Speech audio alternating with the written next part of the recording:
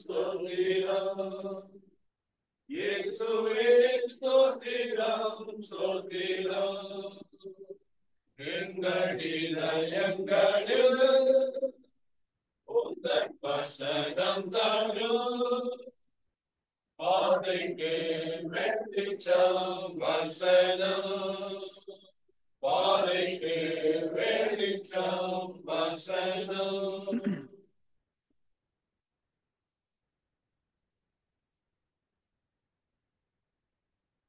ദൈവനാമം മഹത്വപ്പെടുമാറാകട്ടെ. దేవుని നാമം മഹിമപ്പെടുവதாக. ഞാൻ സംസാരിക്കുമ്പോൾ ശബ്ദം കുറഞ്ഞു പോകുന്നു എന്നുള്ളൊരു പരാതി കേൾക്കാറുണ്ട്. അങ്ങനെ ഉണ്ടെന്നരികിൽ കുറേ ഇരിക്കുന്നവർ കൈപൊക്കി കാണിക്കേണ്ടി വരും. എനിക്ക് ഉള്ള ശബ്ദം ഉപയോഗിച്ചാണ് സംസാരിക്കുന്നത് എന്ന് മാത്രമേ ഉള്ളൂ. பொதுவாக நான் பேசும் பொழுது என்னுடைய சப்தம் குறைவாக இருக்கிறது என்று சொல்லி ஒரு சிலர்கள் என்னிடத்தில் சொல்லியிருக்கிறார்கள். ஆகவே அப்படி உங்களுக்கு சப்தம் குறைவாக கேட்கப்படுமாயின் பின்னாடி இருக்கிறவர்கள் தயவாக உங்களுடைய கரத்தை கொஞ்சம் தூக்கி காட்டினீங்கன்னா பின்பதாக என்னால் முடிஞ்ச வரைக்கும் என்னால் அதை முயற்சித்து என்னால் என்று மட்டும் அதனை ബ്രദർ സുരേഷ് പാട്രിക് ഓർമ്മിപ്പിച്ചതുപോലെ ഇന്ന് നമുക്കെല്ലാവരും ഒരു പ്രത്യേക ദിവസമാണ്. சகோதரன் சுரேஷ் பேட்ரிக் நினைவுபடுத்தினது போல இந்த நாள் நமக்கு எல்லாருக்கும் ஒரு விசேஷித்த நன்னாளாக இருக்கின்றது. നമ്മുടേതായിട്ടുള്ള കുഞ്ഞുങ്ങൾ 9 പേര് കർത്താവിനെ ജലത്തിൽ സാക്ഷിച്ച് അവരിന്ന് നമ്മോടൊത്ത് കർത്തൃമേശയിൽ പങ്കെടുക്കുകയും ചെയ്തു. நம்முடைய பிள்ளைகள் 9 பேர் அங்கே ஆண்டவராக இயேசு கிறிஸ்துவை தங்களுடைய சொந்த ரட்சராக ஏற்று அதன் பின்பதாக இப்பொழுதும் தண்ணீரிலே ஆண்டவர் ஞானஸ்நானம் பெற்றிருக்கிறார்கள். ഇടയ്ക്ക് ഒരു വാക്ക് പറഞ്ഞോട്ടെ. ബ്രദർ എഡ്വിന് എത്ര സമയം കിട്ടുമെന്ന് ആലോചിക്കുന്നുണ്ടാവും. We will try to give at least 15 minutes after this message. இந்த செய்தி முடித்த பின்பதாக சகோதரன் எட்வின் அவர்களுக்கு நிச்சயமாக 15 நிமிடங்கள் கொடுக்கப்படும் என்று முதலாவதாகவே நான் உறுதியளிக்கிறேன். കഴിഞ്ഞ ദിവസം ഇന്നലെ ബ്രദർ സുരേഷ് ബാബു ചെയ്ത പ്രസംഗം എല്ലാവരും ഓർക്കുന്നുണ്ടാവും. நேற்றைய தினத்திலே சகோதரன் சுரேஷ் பாபு அவர்கள் பேசின செய்தி ஒருவேளை உங்க எல்லாத்துக்கும் ஞாபகம் இருக்கும் என்று நான் நம்புகின்றேன். പുതുതായി സ്നാനപ്പെട്ടവരും നേരത്തെ സ്നാനപ്പെട്ട് ഇവിടെ കർത്തൃമേശയിൽ പങ്കെടുത്ത് റെഗുലറായി ഇവിടെ കൂട്ടായ്മ ആചരിച്ചുകൊണ്ട് വന്നവർക്കും വേണ്ടിയ ഒരു സന്ദേശമാണ് നമുക്ക് കിട്ടിയത്. புதிதாக ஞானஸ்நானம் பெற்றவர்களுக்கும் அதே போல ஏற்கனவே ஞானஸ்நானம் பெற்று சபையினுடைய ஐக்கியத்திலே இருப்பவர்களுக்கும் பொதுவாக இருக்கக்கூடிய ஒரு தேவ செய்தி நேற்று மாலை நமக்கு கொடுக்கப்பட்டது. ഞാൻ ഇന്നത്തെ മെസ്സേജ് ഒരു ആഴ്ചയ്ക്ക് മുമ്പ് തന്നെ പ്രിപ്പയർ ചെയ്യാൻ തുടങ്ങിയാണ്. இந்த நாளினுடைய செய்தி நான் கடந்த ஒரு வாரத்துக்கு முன்பதாகவே தயார் செய்ய ஆரம்பித்தேன். ഞങ്ങൾ തമ്മിൽ ആലോചിച്ചിട്ടില്ല. நாங்க இருவரும் அதில் பேசிக்கொள்ளவும் இல்லை. എന്നാൽ it so happened that the Holy Spirit worked in such a way that I am making a continuation of what he spoke. ஆனால் பரிசுத்த ஆவியானவர் தாமே நேற்று தினத்திலே அவர் பேசின அதே விஷயத்தை தொடர்ந்து பேசும்படியாக எங்கனையும் ஏவி இருக்கின்றார். ദൈവമക്കൾ പൊതുവെ പാലിക്കേണ്ട 5 കാര്യങ്ങളെ കുറിച്ചാണ് സഹോദരൻ ഇന്നലെ പറഞ്ഞത്. தேவ பிள்ளைகள் பின்பற்ற வேண்டியிருக்கக்கூடிய 5 விஷயங்களை பற்றி தான் நேற்று தின மாலையிலே சகோதரன் பேசினார். ഇന്ന് ഞാൻ 2 விஷயങ്ങളാണ് സംസാരിക്കാൻ ആഗ്രഹിക്കുന്നത്. இன்றைக்கு நான் 2 விஷயங்களை நான் பேச வேண்டும் என்று விரும்புகிறேன். ദൈവമക്കൾ അഥവാ ദൈവഭക്തർ വിശ്വാസികൾ തങ്ങളുടെ ജീവിതത്തിൽ പാലിക്കേണ്ട 2 விஷயங்கள். தேவனுடைய பிள்ளைகள் அல்லது பக்தியுள்ளவர்கள் விசுவாசிகள் தங்களுடைய வாழ்க்கையிலே பின்பற்ற வேண்டியிருக்கக்கூடிய 2 முக்கியமான குறிப்புகள். ആരംഭമായിട്ട് ഒരു വാക്യം വായിക്കണം. സങ്കീർത്തനങ്ങൾ 12:1. ஆரம்பமாக ஒரு வசனத்தை நாம் வாசிக்க வேண்டும். 12ஆம் சங்கீதத்தினுடைய முதல் வசனம். 12ஆம் சங்கீதத்தினுடைய முதல் வசனத்தை நாம் வாசிக்க வேண்டும். ரட்சியும் கர்த்தாவே, பக்தியுள்ளவன் அற்று போகிறான், உண்மையுள்ளவர்கள் மனபுத்திரரில் குறைந்திருக்கிறார்கள். ദാവീദ് എഴുതിയ ഒരു സങ്കീർത്തന ഭാഗമാണ്. അതിൽ ദാവീദ് ദൈവത്തോട് കരഞ്ഞപേക്ഷിക്കുകയാണ്, യഹോവേ രക്ഷിക്കണമേ, ഭക്തന്മാർ ഇല്ലാതെ പോകുന്നു, விசுவஸ்தன்மார் மனுஷபுத்திரன்மாரில் குறைஞ்சு போகும். தாவீது எழுதின சங்கீதமாக இது இருக்கின்றது. அதில் அவர் சொல்லும் பொழுது அவருடைய இருதயத்தினுடைய கூக்குரலாக ரட்சியும் கர்த்தாவே, பக்தியுள்ளவன் அற்று போகிறான், உண்மையுள்ளவர்கள் மனுபுத்திரர்கள் குறைந்திருக்கிறார்கள் என்று எழுதுகிறார். 2 കൂട്ടം വിശ്വാസികളെ കുറിച്ച് അവിടെ പറയുന്നുണ്ട്. ഒന്ന് ഭക്തർ, മറ്റൊന്ന് വിശ്വസ്തർ. இரு பிரிவில் இருக்கக்கூடிய விசுவாசிகளை பற்றி இங்கே சொல்லப்பட்டிருக்கிறது. ஒன்று பக்தியுள்ளவர்கள், 2 விசுவாசிகள் அல்லது உண்மையுள்ளவர்கள். ദാവീദ് തൻ്റെ ജീവിതകാലത്ത് മറ്റ് ജനങ്ങളെ, വിശ്വാസികളെ, ദൈവമക്കളെ കണ്ടുകൊണ്ട് എഴുതിയ ഒരു സങ്കീർത്തനമാണെന്ന് നമുക്ക് ചിന്തിക്കാൻ കഴിയും. தாவீது தான் வாழ்ந்திருந்த நாட்களிலே மற்ற பக்தியுள்ளவர்களை விசுவாசிகளை பார்த்து இயற்றிய ஒரு சங்கீதமாக இது இருக்கலாம் என்றும் கருதப்படுகிறது. ആണെങ്കിലും ഇന്നത്തെ സ്ഥിതിയും ഏതാണ്ട് അതുപോലെ തന്നെയാണ്. அதே போல இந்த நாளில் இருக்கக்கூடிய கால சூழ்நிலைகளும் இது போலதான் உண்டு. യഥാർത്ഥ ഭക്തിയുള്ളവർ ഇല്ലാതെ പോകുന്നു. உண்மையான விசுவாசிகள் அல்லது உண்மையான பக்தியுள்ளவர்கள் அற்று போயிருக்கிறார்கள். വിശ്വസ്തന്മാർ മനുഷ്യപുത്രന്മാരിൽ കുറഞ്ഞു പോകുന്നു. உண்மையுள்ளவர்கள் மனுஷபுத்திரர்களே மனுக்குலத்தின் மத்தியிலே குறைந்து காணப்படுகிறார்கள். ഇന്ന് നാം ചിന്തിച്ചു നോക്കുമ്പോൾ മിക്കവാറും എല്ലാ സഭകളിലും നമ്മുടെ സഭകളിലും ഒക്കെ அதிகமாய் ഒരുപാട് പ്രസ്ഥാനങ്ങൾ നടക്കുന്നുണ്ട്. இன்றைக்கு பல சபைகளிலே நம்முடைய சபைகளிலும் சேர்த்து பார்க்கும் பொழுது அநேக குறிப்பிட்ட அமைப்புகள் அல்லது பிரகடனங்கள் செய்யப்படுகிறது நீங்க பார்க்க முடியும். കൺവെൻഷനുകൾ, conferences, family conference, youth conference, Sunday school, VBS, സുവിശേഷകൻ ബാലസംഘം, YMF എന്ന് വേണ്ട ഇതൊക്കെ നമ്മളുടെ ഇടയിലുള്ള പ്രവർത്തനങ്ങളാണ്. நம்ம மத்தியிலே செயல்படக்கூடிய சில முகாம்கள், அதே போல கருத்தரங்கங்கள், வாலிபர் கூட்டங்கள், VBS கூட்டங்கள், அது போல பல முகாம்கள் இது போல நம்முடைய மத்தியிலே நடைபெற்று வருகின்றது. ഇതൊക്കെ നല്ലതല്ലെന്നല്ല ഞാൻ പറയാൻ വന്നത്. இதெல்லாம் நான் நல்லதல்ல என்று நான் சொல்லவில்லை. ഇതെല്ലാം നല്ലത് തന്നെ. இவைகளெல்லாம் நல்லதுதான். എന്നാൽ ഇതോടൊപ്പം നമ്മുടെ ഭക്തിയും വർദ്ധിച്ചു വരണം. ஆனால் இது எல்லாவற்றிற்கும் மேலாக நம்முடைய பக்தி வளர்ந்து வர வேண்டும். നമ്മളുടെ വിശ്വസ്തത ദൈവസന്നിധിയിൽ ഉയർന്നു വരണം. நம்முடைய உண்மை தன்மை தேவனுடைய சன்னிதானத்திலே வளர்ந்து வர வேண்டும். അപ്പോ ഈ ദൈവഭക്തിക്ക് തടസ്സമായിട്ട് നമ്മുടെ ഇടയിലുള്ളത് എന്താണ്? ஆகவே தேவன் மேல் பக்தியாய் இருப்பதற்கு நம்முடைய வாழ்க்கையிலே தடையாய் இருப்பது என்ன? നാം കണ്ടുപിടിക്കണ്ടേ? நாம் அதனை கண்டுபிடிக்க வேண்டும் அல்லவா? അതോ ഇപ്പോഴുള്ള ഭക്തിയൊക്കെ മതിയോ? அல்லது இப்பொழுது நம்முடைய வாழ்க்கையில் இருக்கின்ற பக்தி போதுமானதா? നാം ഈ ഭക്തിയിൽ ഒരിക്കലും സാറ്റിസ്ഫൈഡ് ആകാൻ പാടില്ല. நமக்கு இப்பொழுது இருக்கக்கூடிய இந்த பக்தியிலே ஒரு காலத்திலும் திருப்தி அடையக்கூடாது. അതിനൊരു സാച്ചുറേഷൻ പോയിന്റ് ഉണ്ടെന്ന് നമ്മൾ ചിന്തിക്കണ്ട. அதற்கு ஒரு திருப்தி அடையக்கூடிய ஒரு நிலை உண்டு என்று ஒருபோதும் நினைக்க கூடாது. ദൈനംദിനം ഭക്തിയുള്ളവരായി, ഭക്തിയിൽ വർദ്ധിക്കുന്നവരായി, വിശുദ്ധിയിൽ വർദ്ധിക്കുന്നവരായി നമുക്ക് കാണപ്പെടാം. அனுதினமும் பக்தியிலே வளர்கிறவர்களாக, பரிசுத்தத்திலே வளர்கிறவர்களாக நாம் காணப்பட வேண்டும். 128 സങ്കീർത്തനം പലപ്പോഴും വിവാഹത്തോടുള്ള ബന്ധത്തിൽ വായിക്കുന്ന ഒരു സങ്കീർത്തനമാണ്. பொதுவாக 128 சங்கீதம் திருமணத்தின் தொடர்பாக வாசிக்கப்படக்கூடிய சங்கீதமாக இருக்கிறது. ഇന്ന് തിരുമണത്തിന്റെ ഒക്കേഷൻ അല്ല എന്ന് വരികിലും അതിലെ 2 വാക്യങ്ങൾ വായിക്കാനായിട്ട് താല്പര്യപ്പെടുന്നു. ആദ്യം 1-ാം വാക്യം. இன்றைக்கும் திருமணத்தினுடைய சூழல் இல்லாதிருந்த போதும் கூட முதல் 2 வசனத்தை நான் வாசிக்க வேண்டும் என்று விரும்புகிறேன். 128 சங்கீதம் முதல் 2 வசனங்கள். First and fourth. 1 4 வசனம். கர்த்தருக்கு பயந்து அவர் வழிகளில் நடக்கிறவன் எவனோ அவன் பாக்கியவான். 4 வசனம். இதோ கர்த்தருக்கு பயப்படுகிற மனுஷன் இவ்விதமாய் ஆசீர்வதிக்கப்படுவான். ആദ്യത്തെ വാക്യത്തില് കർത്താവിനെ, യഹോവയെ ഭയപ്പെടുന്നവനെ കുറിച്ച് പറഞ്ഞിരിക്കുന്നത് ഭാഗ്യവാൻ എന്നാണ്. முதல் வசனத்திலே கர்த்தருக்கு பயப்படுபவனை பற்றி அவன் பாக்கியவான் என்று சொல்லப்படுகிறது. ഒറിജിനൽ ഭാഷയില് ഞാൻ അറിയുന്നത് ശരിയാണോന്ന് അറിയില്ല, ആ ഭാഗ്യവാൻ എന്നുള്ളതിന് പകരം ഭക്തൻ എന്നാണ് ഉപയോഗിച്ചിരിക്കുന്നത്. மூல பாஷையிலே இந்த பாக்கியவான் என்று சொல்லப்பட்ட வார்த்தைக்கு நான் புரிந்து கொண்ட பிரகாரமாக அதற்கு பக்தியுள்ளவன் என்றுதான் அர்த்தம் அங்கே பெறுகிறது. അപ്പൊ യഹോവയെ ഭയമുള്ളവൻ ഭാഗ്യവാൻ മാത്രമല്ല, അവൻ ഭക്തിയുള്ളവനുമാണ്. கர்த்தருக்கு பயந்து ஜீவிக்கிறவன் அவன் பாக்கியவான் மட்டுமல்ல, அவன் பக்தியுள்ளவனாகவும் இருக்கிறான் என்று அர்த்தம். 4-ാം വാക്യത്തിൽ വായിച്ചപ്പോൾ യഹോവ ഭക്തനായ പുരുഷൻ ഇങ്ങനെ അനുഗ്രഹിക്കപ്പെടും എന്ന് വായിച്ചു. 4வது வசனத்திலே இதோ கர்த்தருக்கு பயப்படுகிற மனுஷன் இவ்விதமாய் ஆசீர்வதிக்கப்படுவான். അപ്പോൾ യഹോവ ഭക്തിക്ക് തടസ്സമായിട്ടിരിക്കുന്നത് നമ്മിൽ യഹോവയെക്കുറിച്ച്, ദൈവത്തെക്കുറിച്ചുള്ള ഭയം കുറവാണ്. ஆகவே தேவன் மேல் பக்தியாய் இருப்பதற்கு நம்முடைய வாழ்க்கையிலிருந்து தடையாய் காணப்படுவது என்னவென்றால் அது கர்த்தர் மேல் இருக்கக்கூடிய பயமாகும். ഈ ഭയം എന്ന് പറയുമ്പോൾ അതിന് പല വിധത്തിൽ ചിന്തിക്കാൻ സാധ്യതയുണ്ട്. പക്ഷെ ഇവിടെ പറയുന്നത് ഇറ്റ്സ് എ റെവറൻഷ്യൽ ഫിയർ.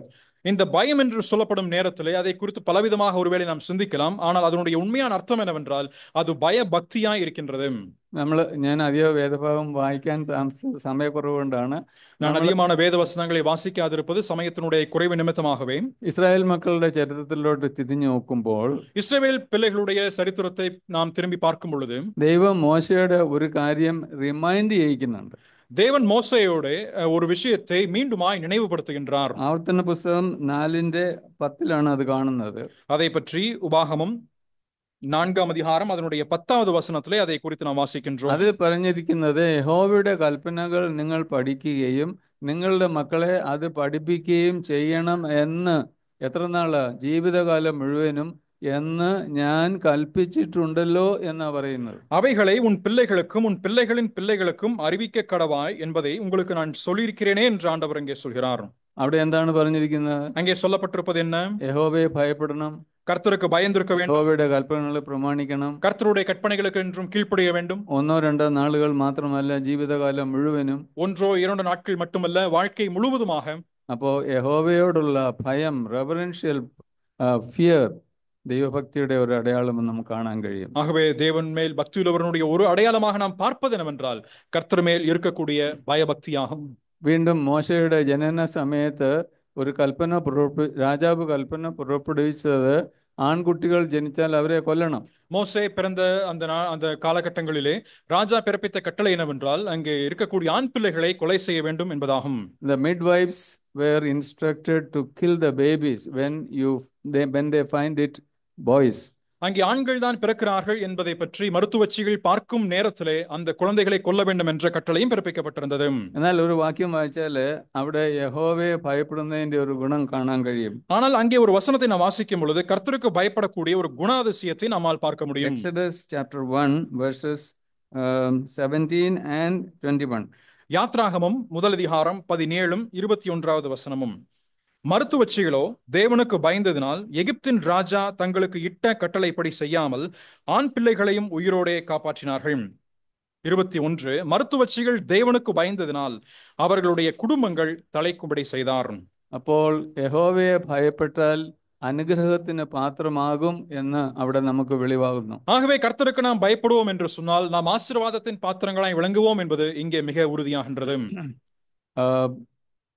പ്രസിദ്ധനായ സഭാപ്രസംഗി എഴുതിയിട്ടുള്ള, അല്ലെങ്കിൽ ശലോമോൻ, ഏറ്റവും ബുദ്ധിമാനായ ശലോമോൻ എഴുതിയ ഒരു വാക്യം കൂടെ വായിക്കാം.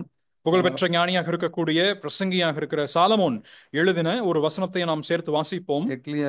எக்லீசியாஸ்டஸ் 12:13. பிரசங்கி 12ஆம் அதிகாரம் அதனுடைய 13வது வசனம். காரியத்தின் கடைத்தொகையை கேட்போமாக, தேவனுக்கு பயந்து அவர் கற்பனைகளை கைக்கொள், எல்லா மனுஷர் மேலும் விழுந்த கடமை இதுவே. That is the end of everything എന്നാണ് പറയുന്നത്. இதுதான் எல்லா காரியங்களினுடைய கடைத்தொகையாக இருக்கின்றது என்று சொல்கிறார். യഹോവയെ ഭയപ്പെടുകയും യഹോവയുടെ കൽപ്പനകൾ പ്രമാണിക്കുകയും ആണ് ഒരു മനുഷ്യന്റെ ജീവിതത്തിൽ அவசான வாக்கு. இங்கே ஒரு மனுஷனுடைய வாழ்க்கையிலே கடைசியாக இருக்கக்கூடிய கடைத்தொகை என்னவென்றால் கர்த்தருக்கு பயந்து அவருடைய கற்பனைகளை கைக்கொள்ள வேண்டும் என்பதாகும். നമുക്കിനിയും കാൽവറി ക്രൂശിൽ ഒക്കെ ഒന്ന് നോക്കാം. இனிமேல் நாம் இன்னும் கல்வாரி சிலுவையை நோக்கி நாம் பார்ப்போமே. അവിടെ യേശു ക്രിസ്തു മധ്യത്തിലും മറ്റു രണ്ട് സൈഡിലുമായിട്ട് രണ്ട് കള്ളന്മാരെയും ക്രൂശിക്കുന്നു. ஆண்டவர் இயேசு கிறிஸ்து அங்கே மத்தியிலும் 2 கல்லர்கள் இருபுறத்திலுமாக சிலுவையில் அறையப்படுகிறார்கள். അവർ തമ്മിൽ ഒരു സംഭാഷണം നടക്കുന്നത് നമ്മൾ ശ്രദ്ധിക്കാറുണ്ടോ? அவர்கள் இரு மத்தியிலே ஒரு குறிப்பிட்ட சம்பாஷணை நடக்கிறது நாம் நினைத்து பார்க்கிறோமா?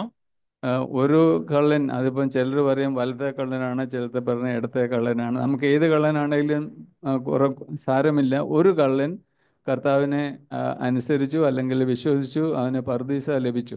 அதில் சொல்லும் பொழுது பொதுவாக இவன் வலதுபுறம் இருந்த கல்லன், இடதுபுறமாக இருந்த கல்லன் என்று சொல்வார்கள். அது தெரியவில்லை. இருந்தாலும் அதில் இருந்த ஒரு கல்லன் ஆண்டவரை ஏற்றுக்கொண்டு பரதேசில் சென்றதாக நாம் வாசிக்கிறோம். എന്നാൽ മറ്റേ കള്ളൻ സംസാരിച്ച് എന്താ നാം ശ്രദ്ധിച്ചിട്ടുണ്ടോ? ஆனால் மற்ற ஒரு கல்லன் என்ன பேசினான் என்பதை பற்றி நாம் கவனித்திருக்கிறோம். അത് നമ്മൾ വായിച്ചു നോക്കിയാൽ ന്യായരഹിതമായിട്ട് ഒന്നും താൻ കർത്താവിനോട് ചോദിച്ചില്ല. அவன் நியாயக்கேடு உண்டாகும்படியாக அவன் கர்த்தரிடத்தில் எந்த ஒரு கேள்வியும் அவன் கேட்கவில்லை. നീ ക്രിസ്തു അല്ലേ? நீ கிறிஸ்துதான் அல்லவா? നിന്നെയും ഞങ്ങളെയും രക്ഷിക്കുക, உன்னையும் என்னையும் ரட்சித்துக்கொள் என்றான். ക്രൂശിൽ കിടക്കുന്ന ഒരു കള്ളന് അതിൽ കൂടുതൽ എന്താണ് ചോദിക്കാനുള്ളത്? இங்கே சிலுவையில் கிடக்கக்கூடிய ஒரு கல்லன் அதை காட்டிலும் எதை மேலாக கேட்க முடியும்? എന്നാൽ അതിലൊരു പരിഹാസ ചുവയുണ്ടെന്നുള്ളത് കർത്താവ് അറിഞ്ഞത് മാത്രമല്ല, മറ്റേ കള്ളനും മനസ്സിലാക്കി. ஆனால் அதிலே ஒரு பரிகாச சொல்லும் இருந்ததை பற்றி ஆண்டவர் மட்டுமல்ல, அங்கிருந்த உடன்கல்லனும் அறிந்து கொண்டான். ആ കള്ളൻ പറഞ്ഞ എന്താണ് அவனோട്? அந்த கல்லன் சொன்னது, அவனிடத்துல மறுமொழியாக சொன்னது என்ன? സമശിക്ഷാവിധിയിലായിരുന്നിട്ടും നീ ദൈവത്തെ ഭയപ്പെടുന്നില്ലയോ? நீ நியாயமாக தண்டிக்கப்பட வேண்டியதாக இருந்தும் கர்த்தருக்கு பயப்படுகிறதில்லையா என்று கேட்டான். അവിടെ ആ കള്ളന് ദൈവത്തെ ഭയപ്പെട്ട്, ദൈവത്തെ അനുസരിച്ച്, ദൈവത്തെ വിശ്വസിച്ചതുകൊണ്ട് പാരഡൈസിന് അർഹനായി. அவன் கர்த்தருக்கு அந்த இடத்திலே கர்த்தருக்கு பயந்து கர்த்தரை ஏற்றுக்கொண்டது நிமித்தமாக பரதேசு அவனுடைய சுவீகாரமானது. യേശുവിൻ്റെ അമ്മ മറിയ എലിസബത്തിനെ കാണാനായിട്ട് പോയ വിവരം ലൂക്കാസിന്റെ സുവിശേഷത്തിൽ പറയുന്നുണ്ട്. லூக்கா சுவிசேஷத்திலே ஆண்டவராக இயேசுவின் தாயாக இருக்கின்ற மரியாள் எலிசபெத்தை சென்று பார்த்த விதங்கள் இங்கே சொல்லப்படுகிறது. ലൂക്കോസ് 1:50 லூக்கா முதல் அதிகாரம் 50வது வசனம். ഒന്ന് വായിക്കാമേ. அதை வாசிப்போமே. லூக்கா முதல் அதிகாரம் 50ஆம் வசனம். அவருடைய இரக்கம் அவருக்கு பயந்தவர்களுக்கு தலைமுறை தலைமுறைக்கும் உள்ளது. അവിടെ പറഞ്ഞിരിക്കുന്നത് യഹോവയെ ഭയപ്പെടുന്നവർക്ക് അനുഗ്രഹം തലമുറ തലമുറയായിട്ട് ലഭിക്കുമെന്നാണ്. கர்த்தருக்கு பயந்திருப்பவர்களுக்கு இரக்கம் தயை தலைமுறை தலைமுறைக்கும் உள்ளது என்று இங்கே சொல்லப்படுகிறது. ആ ഭാഗത്തിന്റെ അവസാന വാക്യമായിട്ട്, ആ ഭാഗം എന്ന് പറഞ്ഞാൽ ദൈവഭയത്തെക്കുറിച്ചുള്ള ആ വിഷയത്തിൽ അവസാന വാക്യം സഭാപ്രസംഗി 8:12. எனவே கடைசியாக இந்த குறிப்பிட்ட கர்த்தருக்கு பயப்படுதல் என்ற விஷயத்திலே கடைசியாக வாசிக்கப்படுகின்ற வசனம் பிரசங்கி 8ஆம் அதிகாரம் அதனுடைய 12வது வசனம். பாவி 100 தரம் பொல்லாப்பை செய்து நீடித்து வாழ்ந்தாலும் என்ன, தேவனுக்கு அஞ்சி அவருக்கு முன்பாக பயந்திருக்கிறவர்களே நன்றாயிருப்பார்கள் என்று அறிந்திருக்கிறேன். ഞാൻ നിശ്ചയമായി അറിയുന്നു എന്നാണ് സഭാപ്രസംഗി അവിടെ പറയുന്നത്. நான் அதை உறுதியாய் அறிந்திருக்கிறேன் என்றுதான் பிரசங்கி இங்கே குறிப்பிடுகிறார். ദൈവത്തെ ഭയപ്പെടുന്നതാണ് ഒരു ഭക്തന്റെ விசேஷத. கர்த்தருக்கு பயப்படுதலே அங்கே ஒரு பக்தி உள்ளவனுடைய சிறப்பு தன்மையாக இருக்கின்றது. ഒരുവൻ ഭക്തിയുള്ളവൻ എന്ന് നാം അസസ് ചെയ്യണമെങ്കിൽ, അല്ലെങ്കിൽ ഞാൻ ദൈവസന്നിധിയിൽ ഭക്തിയുള്ളവനാണെന്ന് എന്നെ തന്നെ അസസ് ചെയ്യണമെങ്കിൽ എനിക്ക് വേണ്ടത്, നിങ്ങൾക്ക് വേണ്ടത് ദൈവഭയം. ஆகவே நீங்களும் நானும் கர்த்தருடைய சன்னிதானத்திலே பக்தியுள்ளவர்களா என்பதை நிதானித்து பார்க்க வேண்டும் என்று சொன்னால் அதற்கு மிக முக்கியமாய் தேவைப்படுவது கர்த்தர் மேல் இருக்கக்கூடிய பயமாகும். ദൈവത്തെ ഭയം ഉള്ളവർക്ക് ലഭിച്ച അനുഗ്രഹങ്ങൾ ഇപ്പോൾ വായിച്ച വാക്യങ്ങളൊക്കെ നാം കണ്ടതാണ്. கர்த்தருக்கு பயப்படுகிறவர்களுக்கு இருக்கின்ற ஆசீர்வாதங்களை குறித்து நாம் இப்பொழுது இருக்கின்ற வசனங்களிலே வாசிக்க கேட்டோம். നമുക്കും അങ്ങനെയുള്ള അനുഗ്രഹങ്ങൾക്ക് പാത്രീഭൂതർ ആകണമെങ്കിൽ ദൈവഭയം നമ്മുടെ ജീവിതത്തിൽ ഉണ്ടായിരിക്കണം. நாமும் நம்முடைய வாழ்க்கையில் இப்பேற்பட்ட ஆசீர்வாதங்களை சுதந்திரமாக மாற்றிக்கொள்ள வேண்டும் என்று சொன்னால் கர்த்தருக்கு பயப்படுதல் நம்முடைய வாழ்க்கையிலும் காணப்பட வேண்டும். രണ്ട് കാര്യങ്ങളാണ്. ഒന്ന്, ദൈവത്തെ ഭയം, ഭക്തിയുടെ ഒരു അടയാളം. இரண்டு காரியங்கள். முதலாவதாக அதிலே கர்த்தருக்கு பயப்படுகின்ற பயம். இரண்டாவதாக ദൈവഭക്തിക്ക് വേണ്ടിയ ഒരു കാര്യം നമ്മളുടെ ജീവിത വിശുദ്ധി.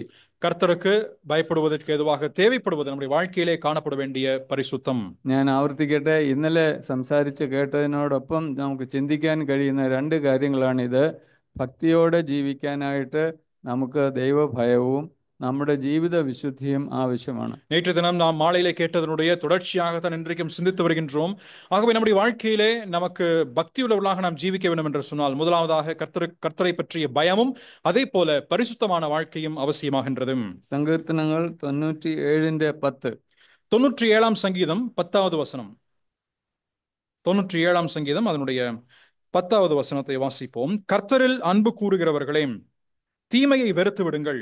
அவர் தம்முடைய பரிசுத்தவான்களின் ஆத்துமாக்களை காப்பாற்றி துன்மார்க்கரின் கைக்கு அவர்களை தப்புவிக்கிறார். ചുരുക്കമായിട്ട് പറഞ്ഞാൽ, യഹോവയെ സ്നേഹിക്കുന്നവരെ ദുഷ്ടത വെറുപ്പിൻ. கர்த்தரில் அன்பு கூறுகிறவர்களே, தீமையை வெறுப்பீர்கள். കർത്താവിനെ സ്നേഹിക്കുന്നവരാണ് കർത്താവിൽ ഭക്തിയുള്ളവരാണ്. கர்த்தரை நேசிக்கிறவர்கள் அங்கே கர்த்தர் மேல் பக்தியுள்ளவர்களாக இருக்கிறார்கள். നമുക്ക് വേഗം മനസ്സിലാക്കുന്ന ഭാഷയിൽ പറഞ്ഞാൽ വിശ്വാസികൾ. நமக்கு எளிதாக புரிந்து கொள்ள வேண்டிய வார்த்தையிலே சொல்ல வேண்டுமானால் விசுவாசிகள் என்பதாகும். അപ്പോൾ നമ്മളുടെ ജീവിത വിശുദ്ധി ദൈവസന്നിധിയിൽ വളരെ പ്രധാനമാണ്. ஆகவே நம்முடைய வாழ்க்கையினுடைய பரிசுத்தம் என்பது நம்முடைய மிக முக்கியமாக கருதப்பட வேண்டியதாகும். പരിചയമുള്ള 1-2 വാക്യങ്ങൾ വായിച്ചു പോകാം. அறிமுகமாக இருக்கக்கூடிய 1-2 வசனங்களை நான் வாசிக்கிறேன். 1 കൊരിന്ത്യർ 6:15. 1 கொரிந்தியர் 6ஆம் அதிகாரம் 15வது வசனம். 1 கொரிந்தியர் 6ஆம் அதிகாரம் 15வது வசனம். உங்கள் சரீரங்கள் கிறிஸ்துவின் அவயவங்கள் என்று நீங்கள் அறியீர்களாம். அப்படி இருக்க நான் கிறிஸ்துவின் அவயவங்களை வேசியின் அவயவங்களாக்கலாமாம்? அப்படி செய்யலாகாதே. അതിന്റെ 1 കൊരിന്ത്യർ 6:19 and 20 also. 6வது அதிகாரம் 1 கொரிந்தியர் 6 19 20வது வசனங்கள். உங்கள் சரீரமானது நீங்கள் தேவனாலே பெற்றும் உங்களில் தங்கியும் இருக்கிற பரிசுத்த ஆவியினுடைய ஆலயமாய் இருக்கிறதென்றும் நீங்கள் உங்களுடையவர்கள் அல்லவென்றும் அறியீர்களாம். கிரயத்திற்கு கொல்லப்பட்டீர்களே, ஆகையால் தேவனுக்கு உடையவைகளாகிய உங்கள் சரீரத்தினாலும் உங்கள் ஆவியினாலும் தேவனை மகிமைப்படுத்துங்கள். നാം പലപ്പോഴും വായിക്കുകയും ധ്യാനിക്കുകയും ചെയ്യാറുള്ള വാക്യങ്ങളായതുകൊണ്ട് കൂടുതൽ വിശദീകരണത്തിന് പോകുന്നില്ല. நாம் பலமுறை வாசிக்கவும் தியானிக்கவும் செய்திருக்கக்கூடிய இந்த வசனங்களாக இருப்பதனாலே நான் அதிகமாக இதனுடைய விளக்கங்களுக்கு செல்ல விரும்பவில்லை. എങ്കിലും ദൈവം നമുക്ക് തന്നിരിക്കുന്ന ശരീരം ദൈവത്തിന്റെ ദാനമാണ്. ஆனால் தேவன் நமக்கென்று கொடுத்திருக்கக்கூடிய சரீரம் அது தேவனுடைய தானமாக இருக்கிறது.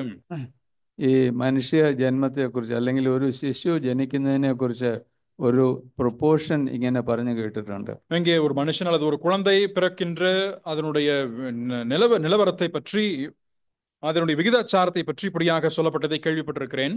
Child is born with the most negligible chance. ஒரு negligible chance. ഞാൻ എക്സ്പ്ലെയിൻ ചെയ്യാം. The ratio told is the number of sperms will be in lakhs, but only one will move towards one ovum to fertilize. அநேக அல்லது லட்சக்கணக்காக இருக்கக்கூடிய விந்தணுக்கள் அங்கே அதன் உள்ளே பயணித்தாலும் கூட அதிலே ஒன்று மட்டும்தான் அந்த கருமுட்டையை அடைந்து அதன் வாயிலாக குழந்தை பிறக்கின்றது. Is it not a remarkable rare chance? அது ஒரு அரியதாக இருக்கக்கூடிய ஒரு சந்தர்ப்பமாக இருக்கிறது அல்லவா? நம்மள ഓരോരുത്തരുടെയും ജനനം അങ്ങനെയാണ് സംഭവിച്ചത്. நம்மில் இருக்கின்ற ஒவ்வொருவருடைய பிறப்பும் அப்படியாக இருக்கின்றது. அது ദൈവത്തിന്റെ ദാനമല്ലാതെ എന്ത്? அது தேவனுடைய தானம் இல்லாமல் அது என்னது? ആ ദൈവത്തിന്റെ ദാനമായിരിക്കുന്ന നമ്മുടെ ശരീരം വിശുദ്ധമായി സൂക്ഷിക്കേണ്ടത് നമ്മുടെ കടമ. அந்த தேவனுடைய தானமாக இருக்கக்கூடிய நம்முடைய சரீரத்தை நாம் பரிசுத்தமாக பாதுகாப்பது நம்முடைய கடமையாகும். ജീവിത വിശുദ്ധിയെക്കുറിച്ച് സംസാരിക്കുമ്പോൾ 3 കാര്യങ്ങൾ ശ്രദ്ധിക്കേണ്ടിയിരിക്കുന്നു. வாழ்க்கையினுடைய பரிசுத்தத்தை குறித்து நாம் சிந்திக்கும் பொழுது 3 விஷயங்களை நாம் நினைவில் வைக்க வேண்டும். ഒന്ന് മനസ്സിന്റെ വിശുദ്ധി. ஒன்று மன ரீதியாக இருக்கக்கூடிய பரிசுத்தம். ചിലരെ കാണുമ്പോൾ ചിലര് പറയാറുണ്ട് മനസ്സ് ശരിയില്ല കേട്ടോ. சிலரை பார்க்கும் பொழுது இப்படி சொல்லுவாங்க, மனசு சரியில்லைங்கன்னு சொல்லுவாங்க. We do not know the mind of others, really speaking. உண்மையாய் சொல்ல வேண்டுமானால் மற்ற நபருடைய மனது எப்படி இருக்கிறது என்று நம்மால் நிதானிக்க முடியாது. ദൈവം മാത്രം അറിയും. தேவன் மட்டுமே அறிவார். മത്തായിയുടെ സുവിശേഷം 5-ാം അധ്യായം 8-ാം വാക്യം, അതായത് മലമ്പ്രസംഗത്തിൽ കർത്താവ് പറയുന്ന ആ ഒരു വാക്യം ശ്രദ്ധിക്കുക. ഹൃദയ വിശുദ്ധിയുള്ളവർ ഭാഗ്യവാന്മാർ, അവർ ദൈവത്തെ കാണും. மத்தேயு சுவிசேஷம் 5-ாம் அதிகாரம் 8வது வசனத்திலே மலை பிரசங்கத்தில் ஆண்டவர் சொல்லும் பொழுது இருதயத்தில் சுத்தமுள்ளவர்கள் பாக்கியவான்கள், அவர்கள் தேவனை தரிசிப்பார்கள் என்கிறார். ദൈവത്തെ കാണും എന്ന് പറഞ്ഞിരിക്കുന്ന വേറൊരു വേദഭാഗം ഇല്ലെന്നാണ് ഞാൻ കേട്ടിട്ടുള്ളത്.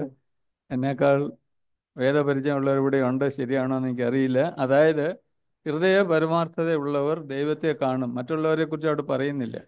தேவனை தரிசிப்பார்கள் என்று சொல்லப்படுவதற்கான வேறு ஒரு வேத பதப்பிரயோகம் வேறு இடத்திலும் இவ்விதமாக சொல்லப்படவில்லை என்று நம்புகின்றேன்.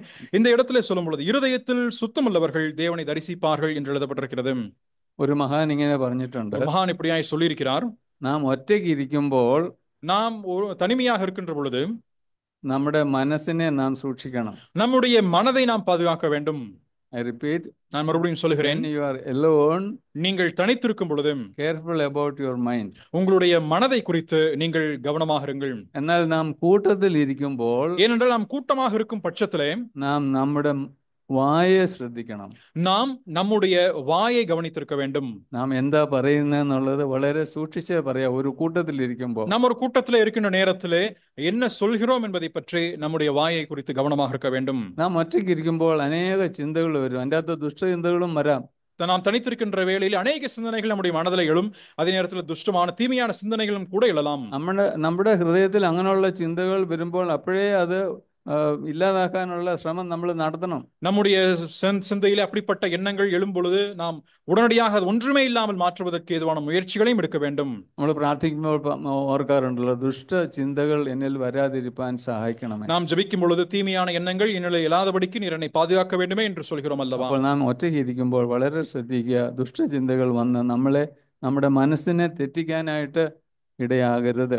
ஆகவே நாம் தனிமையாக இருக்கின்ற நேரத்திலே இங்கே தவறான தீமையான எண்ணங்கள் நம்முடைய வாழ்க்கையிலே பிரவேசித்து அதை நம்மை அசூசிப்படுத்தாதபடிக்கும் கவனமாக இருப்போம். അതുപോലെ നാം ഒരു കൂട്ടത്തിൽ, in a crowd, it can be 2 persons, crowd can be 2 or 3 or even a big multitude, but there we should careful about what you speak. அதே நேரத்திலே நாம் ஒரு கூட்டமாக ஒருவேளை ஒன்றோ 10 20 நபர்கள் இருந்தாலும் கூட அந்த இடத்தில் நாம் என்ன வார்த்தைகளை பேசுகிறோம் என்பதை பற்றியும் மிகவும் கவனத்துடன் இருப்போமாக. അതാണ് ജീവിത വിശുദ്ധിയിൽ രണ്ടാമത് പറയാൻ ഉദ്ദേശിച്ചത്, നാവിന്റെ വിശുദ്ധി. அதனாலதான் வாழ்க்கையினுடைய பரிசுத்தத்தை பற்றி இரண்டாவதாக நான் சொல்ல விரும்பும் விஷயம் നാവിനുடைய பரிசுத்தமாகும். നമ്മൾ ആദ്യം വായിച്ചത് 12-ാം സങ്കീർത്തനത്തിന്റെ 1-ാം വാക്യം, 3-ാം വാക്യം കൂടെ ഒന്ന് വായിക്കാം. முதலாவதாக நாம் வாசித்தது 12ஆம் சங்கீதத்தினுடைய முதல் வசனமாகும். இப்பொழுதும் அதே சங்கீதத்தினுடைய 3வது வசனத்தை நாம் வாசிப்போம். 12ஆம் சங்கீதத்தினுடைய 3வது வசனம். இச்சகம் பேசுகிற எல்லா உதடுகளையும் பெருமைகளை பேசுகிற நாவையும் கர்த்தர் அறுத்து போடுவார். അവിടെ ഒരു സിമ്പിൾ ശിക്ഷയായിട്ടല്ല പറയുന്നത്. இது ஒரு சாதாரண சிற்றையாக ஆண்டவர் இங்கே சொல்லவில்லை. ഇതിപ്പോ നമ്മൾ വിചാരിക്കും അതൊക്കെ പണ്ടത്തെ കാലത്ത് നടന്നു, ഇപ്പോഴൊന്നും അങ്ങനെ നടക്കുന്നില്ലല്ലോ. இதெல்லாம் முற்காலத்தில் நடந்த விஷயமாக இருக்கிறது, இப்போல்லாம் இதெல்லாம் நடக்காது என்று நாம் சொல்லலாம். ദൈവത്തിന്റെ ശക്തിയും ദൈവത്തിന്റെ കണ്ടീഷൻസ് എല്ലാം പണ്ടുള്ളതുപോലെ ഇന്നും ഉണ്ട്. தேவனுடைய நிபந்தனைகளும் தேவனுடைய செயல்களும் அன்றும் இன்றும் ஒரே போல இருக்கின்றது. എന്നാൽ ഈ പറഞ്ഞ വാക്യത്തിൽ പറഞ്ഞതുപോലെയുള്ള ഒരു ശിക്ഷയാണ് നമുക്ക് വരാൻ പോകുന്നതെങ്കിൽ നമ്മൾ എത്ര പേർ നാവ് ഉള്ളവരായിട്ട് ഇവിടെ ഇരിക്കും? ஆகவே இந்த வசனத்திலே சொல்லப்பட்டிருப்பதாக இருக்கின்ற சிற்றையை போல நம்முடைய வாழ்க்கையிலே இது நடந்திருக்கும் என்று சொன்னால் இங்கே அமர்ந்திருக்கின்ற எத்தனை பேருக்கு நமக்கு உண்மையாகவே சொன்னால் நாவுகள் இருக்கும்? നമ്മുടെ നാവിൽ കപടം வராറുണ്ട്, நம்முடைய நாவிலே பொய் வருகின்றது, നമ്മൾ വമ്പ് പറയാറുണ്ട്. நாம் வம்புகளை பேசுகின்றோம். ചിലർ പറയും ഞാൻ അബദ്ധവശാൽ പറഞ്ഞാണെന്ന്. நான் ஏதோ எதேர்ச்சியாக நான் பேசிவிட்டேன் என்று நாம் அநேக முறை சொல்கிறோம். അങ്ങനെ സംഭവിച്ചു പോയാൽ അതിനൊരു പരിഹാരം തിരുവചനത്തിൽ പറയുന്നുണ്ട്. அப்படி நிகழ்ந்திருக்கும் என்று சொன்னால் அதற்கும் வேதவசனத்திலே ஒரு பரிகாரம் உண்டு. സംസാരത്തിൽ പലപ്പോഴും തെറ്റ് പറ്റാം. பேசுகின்ற நேரத்திலே அங்கே சில தவறுகள் ஏற்படுவதற்கான வாய்ப்புகள் உண்டு. തെറ്റെന്ന് ബോധ്യമായി കഴിഞ്ഞാൽ ഉടനെ തന്നെ അതിന് മാപ്പ് ചോദിക്കണം. அதை தவறு என்று சொல்லி நாம் உணரும் பட்சத்தில் அதே நேரத்திலே நாம் அதற்கு ஏதுவாக இருக்கின்ற மன்னிப்பையும் கேட்க வேண்டும். എബ്രായരെ കുറിച്ച് ഇങ്ങനെ ഒരു പഴഞ്ചൊല്ലെന്ന് കേട്ടിട്ടുണ്ട്, വായിച്ചിട്ടുള്ളതാണ്. അതായത് അവർ പറഞ്ഞുപോയ തെറ്റിനെ കുറിച്ച് ആവലാതിപ്പെടുന്നവരാണ്. இங்கே எபிரேயர்களை பற்றி சொல்லப்படுகின்ற ஒரு குறிப்பிட்ட வார்த்தை நான் இப்படியாக சொல்லி கேள்விப்பட்டிருக்கிறேன். அவர்கள் சொல்லுகின்ற வார்த்தையை பற்றி அவர்கள் மிகவும் கவனமாக அவர்கள் இருப்பார் என்று சொல்கிறார்கள். എന്നാൽ നമുക്ക് അങ്ങനെ കഴിയാറുണ്ടോ? നമ്മൾ ശരിക്കും പറഞ്ഞാൽ നമ്മളത് ഏറ്റു പറയാറുണ്ടോ? ஆனால் நம்மை பற்றி அது சரியாக இருக்கின்றதா? அந்த தவறாய் சொல்லிவிட்டால் நாம் அதற்கு எதுவாக இருக்கின்ற ஒரு அறிக்கை இடுகின்றோமாம்? നമ്മളത് നിസ്സാരമായി കണക്കാക്കാറുണ്ട്. நாம் பொதுவாக அதனை அற்பமாக எண்ணி போய்விடுகின்றோம். പക്ഷെ നമുക്കത് ചെയ്യാൻ പാടില്ല. നാം അവരോട് ക്ഷമ ചോദിക്കണം. நாம் ஒருபோதும் அப்படி செய்யக்கூடாது. ஆனாலும் அவர்களிடத்திலே நாம் மன்னிப்பை கேட்டாக வேண்டும். നമുക്ക് 1-2 വാക്യങ്ങളോട് വായിക്കണം. സഭാപ്രസംഗി 5:6. பிரசங்கியினுடைய புத்தகம் 5ஆம் அதிகாரம் 6வது வசனத்தை நாம் வாசிக்கலாம். பிரசங்கி 5ஆம் அதிகாரம் அதனுடைய 6வது வசனம். உன் மாம்சத்தை பாவத்திற்குள்ளாக உன் வாய்க்கு இடம் கொடாதே, அது புத்தி பிசகினால் செய்தது என்று தூதனுக்கு முன் சொல்லாதே. தேவன் உன் வார்த்தைகளினாலே கோபம் கொண்டு உன் கைகளின் கிரியையை அழிப்பானேன். നിന്റെ നാവ്, മലയാളത്തിൽ ഇങ്ങനെയാണ് എഴുതിയിരിക്കുന്നത്, നിന്റെ നാവ് നിന്റെ ദേഹത്തിന് പാപകാരണമാകുമാറ് അബദ്ധവശാൽ വന്നുപോയി എന്ന് പറയരുത്. உன் மாம்சத்தை பாவத்திற்குள்ளாக உன் வாய்க்கு இடம், அது புத்தி பிசகினால் செய்தது என்று நீ சொல்ல வேண்டாம் என்று சொல்லப்படுகிறது. അങ്ങനെ ചെയ്തു പോയാൽ, അങ്ങനെ സംഭവിച്ചു പോയാൽ മാപ്പ് അപേക്ഷിക്കണം. அப்படி நிகழ்ந்து போய்விட்டால் நாம் மன்னிப்பை கேட்டாக வேண்டும். ഇനി ദാവീദ് തന്റെ അനുഭവത്തിൽ പറയുന്ന ഒരു കാര്യം കൂടെ വായിക്കാം. 39-ാം സങ്കീർത്തനം വേഴ്സ് 1, 39 വേഴ്സ് 1, സാംസ്. தாவீது சொல்லக்கூடிய தன் அனுபவத்திலும் சொல்லுகின்ற வசனம் 39ஆம் சங்கீதத்தினுடைய முதல் வசனத்திலே, என் நாவினால் பாவம் செய்யாதபடிக்கு நான் என் வழிகளை காத்து துன்மார்க்கன் எனக்கு முன்பாக இருக்கும் மட்டும் என் வாயை கடிவாளத்தால் அடக்கி வைப்பேன் என்றேன். ദാവീദിന്റെ നല്ലൊരു തീരുമാനമാണത്. தாவீதுடைய நல்லதொரு தீர்மானமாக இருக்கின்றது. തന്റെ വായിൽ നിന്ന് ആകാത്തതൊന്നും വരാതിരിക്കാൻ വേണ്ടി തന്റെ നാവിനെ കടിഞ്ഞാണിട്ട് സൂക്ഷിക്കുക. தன்னுடைய வாயிலே ஆகாதவைகள் எதுவும் வராதபடிக்கு தன் வாய்க்கு கடிவாளமிட்டு பாதுகாத்து வருகிறார். ഈ ഒരു സിറ്റുവേഷൻ നമ്മുടെ ജീവിതത്തിൽ കൊണ്ടുവരണമെങ്കിൽ a deliberate attempt is needed. இந்த குறிப்பிட்ட சூழல் நம்முடைய வாழ்க்கையிலே வர வேண்டும் என்று சொன்னால் இதற்காக நம் பட்சத்திலிருந்து உறுதியான ஒரு தீர்மானம், ஒரு முயற்சி எடுக்கப்பட வேண்டும். എന്തെങ്കിലും കേട്ടാൽ ചിലപ്പോൾ നമ്മൾ ഇമ്മീഡിയറ്റ്ലി പ്രതികരിക്കുന്നവരാണ് മനുഷ്യർ. எதையாவது நாம் கேட்டால் மனுஷனாக இருக்கின்ற நேரத்தில் திடீரென்று நாம் உடனடியாக பேசிவிடுகின்றோம். ഇംഗ്ലീഷിൽ പറയാറുണ്ടല്ലോ, you should be slow to speak but fast to listen. இங்கே பேசுவதற்கு தாமதமாயும் அதே பேசுவதற்கு கேட்கிறதற்கு தீவிரமாயும் பேசுவதற்கு தாமதமாயும் இருங்கள் என்று சொல்லப்படுகிறது അത് அல்லவா? നല്ലൊരു കാര്യം നമ്മുടെ ജീവിതത്തിൽ അഡോപ്റ്റ് ചെയ്യാൻ കഴിഞ്ഞെങ്കിൽ அது நம்முடைய வாழ்க்கையிலே நல்ல முறையாக பின்பற்றப்படும் என்று சொன்னால் നമുക്ക് another verse 141 Psalm 141 verse 3 141 சங்கீதம் 3வது வசனம். ഇത് ദൈവത്തോടുള്ള ഒരു അപേക്ഷയാണ്. നമുക്കും ആ അപേക്ഷ ദൈവത്തോട് നടത്താം. தேவனிடத்திலே அவர் ஏறெடுக்கக்கூடிய விண்ணப்பமாக இருக்கின்றது. நாமும் கூட இந்த விண்ணப்பத்தை நம்முடைய வாழ்க்கையில ஏறெடுக்கலாம். கர்த்தாவே, என் வாய்க்கு காவல் வையும், என் உதடுகளின் வாசலை காத்துக்கொள்ளும். ഇനിയും അത് ദൈവത്തോടുള്ള അപേക്ഷയാണ്. இது ஆண்டவரிடத்திலே கேட்கிற விண்ணப்பமாக இருக்கிறது. നമ്മുടെ നാവിനെ കുറച്ച് കാത്തുകൊള്ളണമേ, ആകാത്തൊന്നും വരാതെ സൂക്ഷിക്കണേ എന്നുള്ള പ്രേയറാണത്. என் நாவை ஆண்டவரை நீர் காத்துக்கொள்ளுமே, எந்த விதமான தீமையும் வராதபடிக்கு நீர் என் உதடுகளின் வாசலை காத்துக்கொள்ளுமே.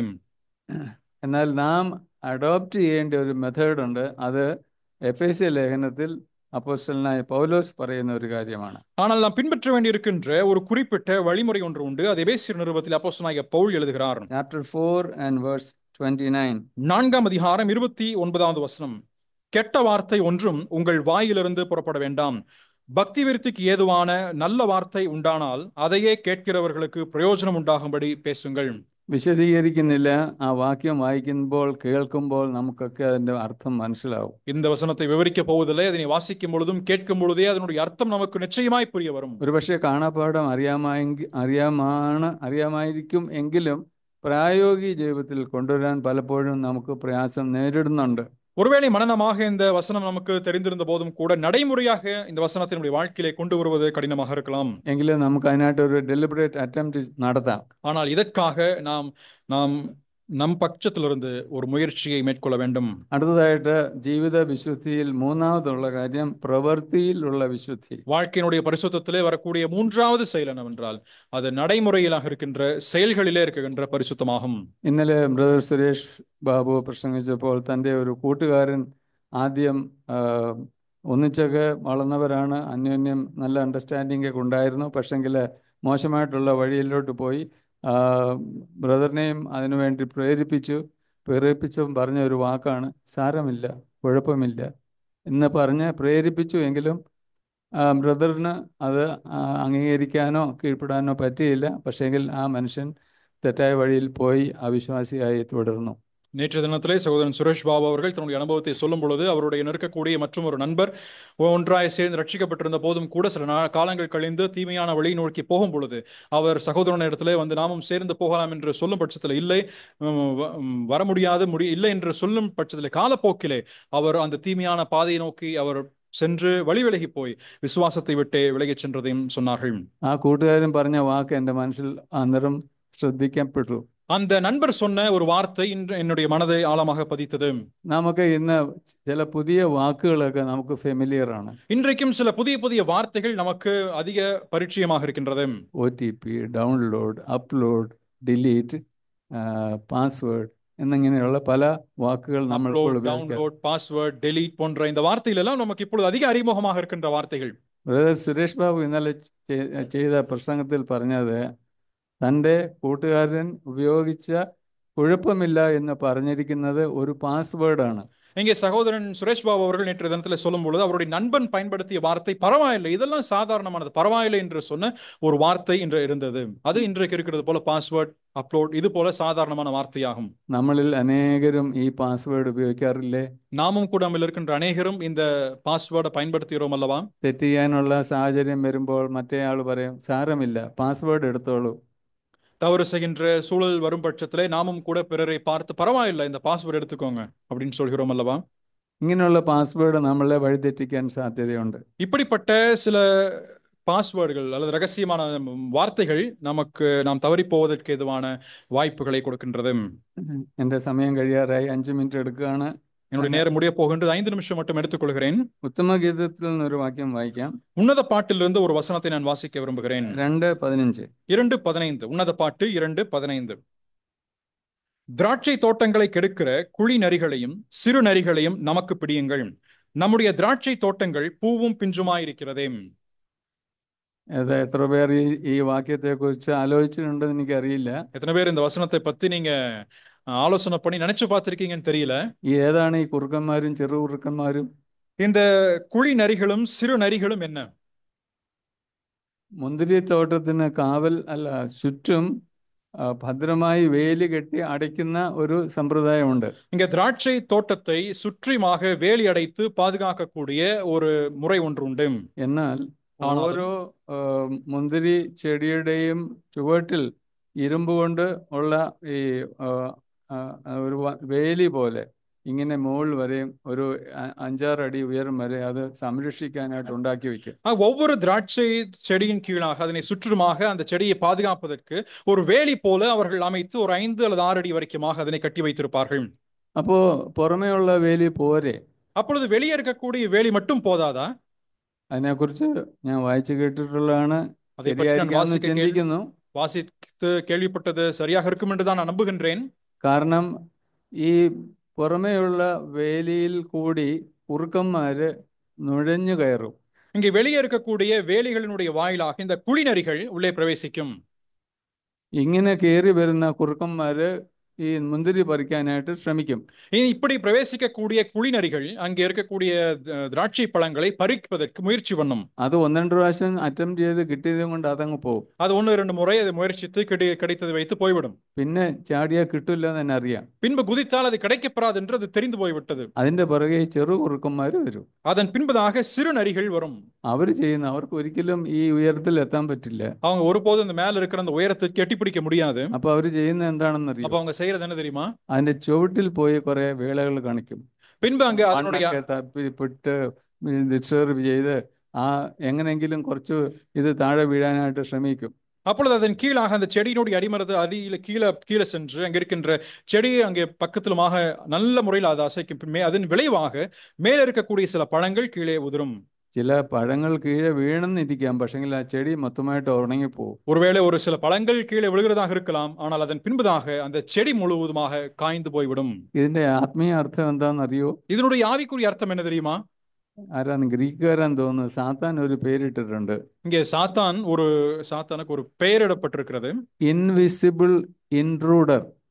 அதரிசனமாகாத உள்ளே பிரவேசிக்கக்கூடியவன், கண்களுக்கு தெரியாமல் உள்ளே பிரவேசித்து தீமை விளைவிப்பவன். That is Satan. அது சாத்தான். ഇവിടെ കുറുക്കന്മാരെ കുറിച്ച് പറഞ്ഞിരിക്കുന്നത് നമ്മൾ ചെയ്യാൻ സാധ്യതയുള്ള വലിയ പാപങ്ങൾ എന്ന് പൊതുവെ പറയാറുള്ള കൊലപാതകം, മോഷണം, വ്യഭിചാരം, ഇങ്ങനെയുള്ള വലിയ പാപങ്ങളെ കുറിച്ചാണ് அது പറയുന്നത്. பொதுவாக இங்கே இருக்கின்ற குழிநரிகள் என்று சொல்வது பெரும் பாதகங்கள், பெரும் பாவங்களாக இருக்கின்றது. விபச்சாரம், அங்கே கொலை,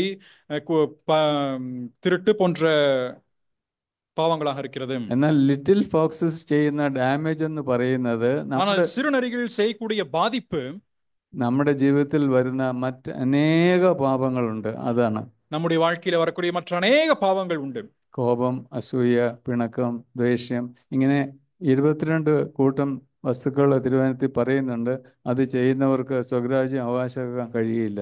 கோபம், அதே போல குரூரமான எண்ணங்கள், பொறாமை, இது போன்று இருக்கின்ற ஏறக்குறைய 22 பாவங்கள் அதனுடைய பட்டியலில் வருகின்றது. அதனை செய்பவர்கள் பரலோக ராஜ்யத்திலே பிரவேசிக்க போவதில்லை என்றும் சொல்லப்படுகிறது. നമ്മൾ യേശുവിൻ്റെ അമ്മ മറിയം എലിസബത്തിൻ്റെ അവിടെ പോയപ്പോൾ ഒരു വാക്ക് നമ്മളവിടെ ശ്രദ്ധിക്കാൻ വിട്ടുപോയെന്ന് തോന്നുന്നുണ്ട്. He went in A heist, അതായത് ബന്ധപ്പെട്ട് അവിടെ ചെന്നു എന്ന് വായിക്കുന്നുണ്ട്.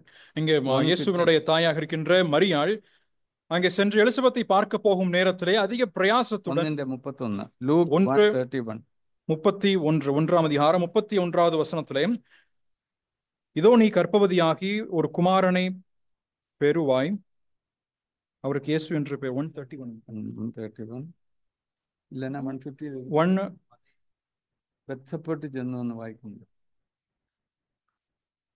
தீவிரித்து மலைநாட்டிலே தீவிரமாய் போய் 39 1ஆம் அதிகாரம் 39வது வசனத்திலே, மலைநாட்டிலே யூதாவில் உள்ள ஒரு பட்டணத்திற்கு தீவிரமாய் போய்.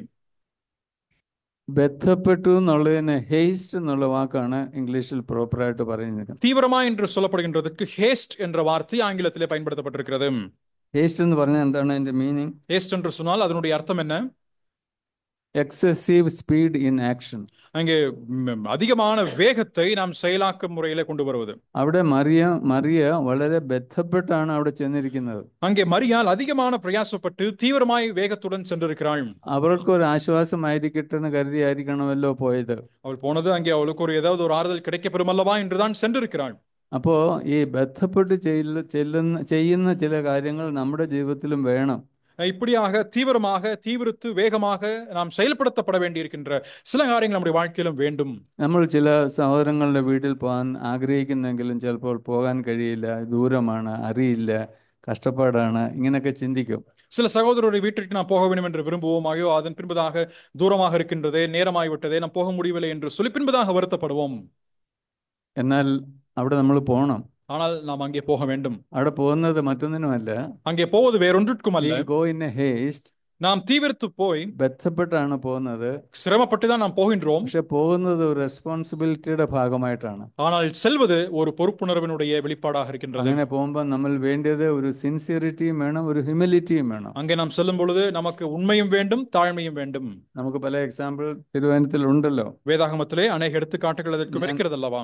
സമയമില്ല, ഞാൻ ഒരു വാക്യം വായിച്ച് നിർത്താം. நமக்கு அதிக நேரமில்லை, ஒரு வசனத்தை வாசித்து நிறுத்துகிறேன். பிலிப்பி ലേഖനം 2:4-5. பிலிப்பியர் நிருபம் 2 அதிகாரம் 4-5 வசனம். பிலிப்பியர் 2 அதிகாரம் 4-5.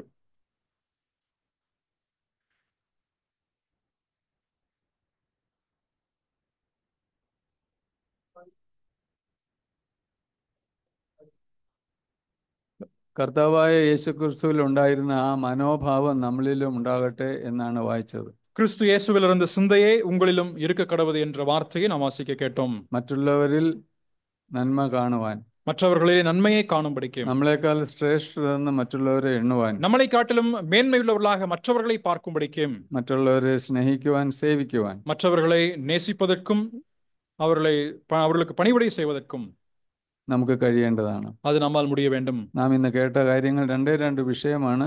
நாம் இன்றைக்கு கேட்டது 2 விஷயங்கள் தான். ദൈവഭക്തിക്ക് ആധാരമായിരിക്കുന്ന ഒന്ന് ദൈവ ഭയമാണ്. தேவ பக்திக்கு ஆதாரமாக இருக்கக்கூடிய முதலாவது தேவ பயமாகும். രണ്ടാമത് ജീവിത വിശുദ്ധിയാണ്. இரண்டாவதாக வாழ்க்கையிலே காணப்பட வேண்டிய பரிசுத்தம். അതിൽ മനസ്സിന്റെ വിശുദ്ധി, നാവിന്റെ വിശുദ്ധി, പ്രവൃത്തിയിൽ വിശുദ്ധി. அது மனதினுடைய பரிசுத்தம், நாவினுடைய பரிசுத்தம், செயல்களிலே காணப்பட வேண்டிய பரிசுத்தம்.